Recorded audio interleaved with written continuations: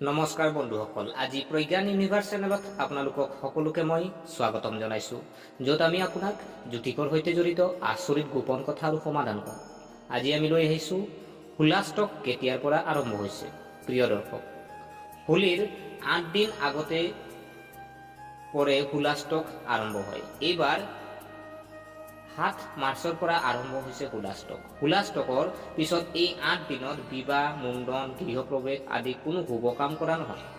হোলা ষ্টকৰ সময়ত আপোনাৰ শক্তি ঈশ্বৰৰ ভক্তিত নিয়োজিত হ'ব লাগে। হোলা ষ্টকত কিয় অশুভ সময় বুলি গণ্য কৰা হয় জানো আহকচোন।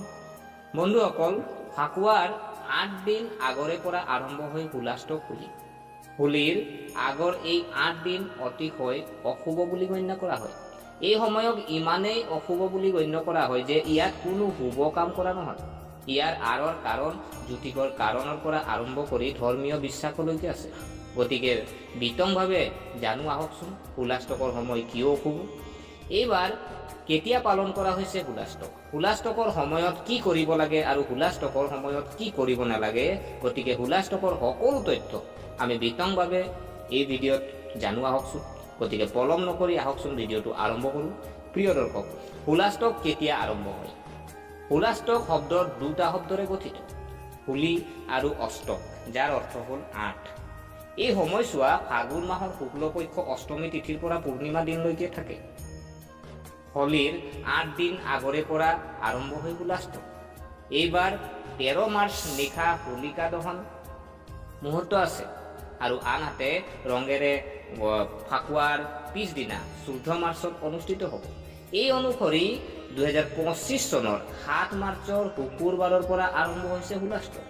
একে সময়তে 13 মাৰ্চ বৃহস্পতিবাৰে হোলা ষ্টকৰ অন্ত পৰিব। আৰু হোলা ষ্টকত কিয় শুভ কাম কৰা নহয় জানো আহক। হোলা ষ্টকৰ সময়ত 8টা গ্ৰহ ক্ৰোধিত হৈ পৰে, সেয়ে শুভ কাম নহয়।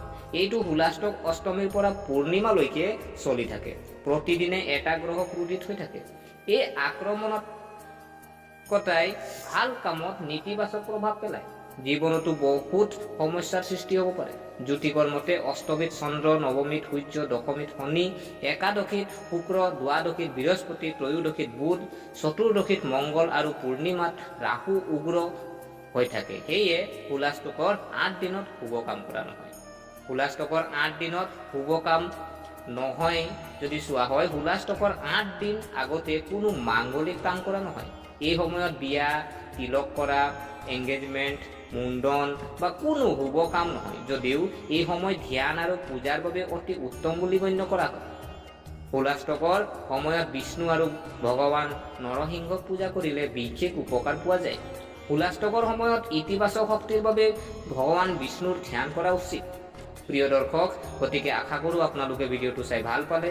যদি এই ভিডিঅ'ই আপোনাক কিঞ্চিত মানুহ লাভান্বিত কৰিছে তেনেহ'লে চেনেলটো ছাবস্ক্ৰাইব কৰাৰ লগতে লাইক কমেণ্ট কৰি উৎসাহিত কৰিও বুলি আশা ৰাখিলোঁ আৰু পুনৰ লগ পোৱাৰ প্ৰতিশ্ৰুতিৰে আজিলৈ বিদায় মাগিলোঁ।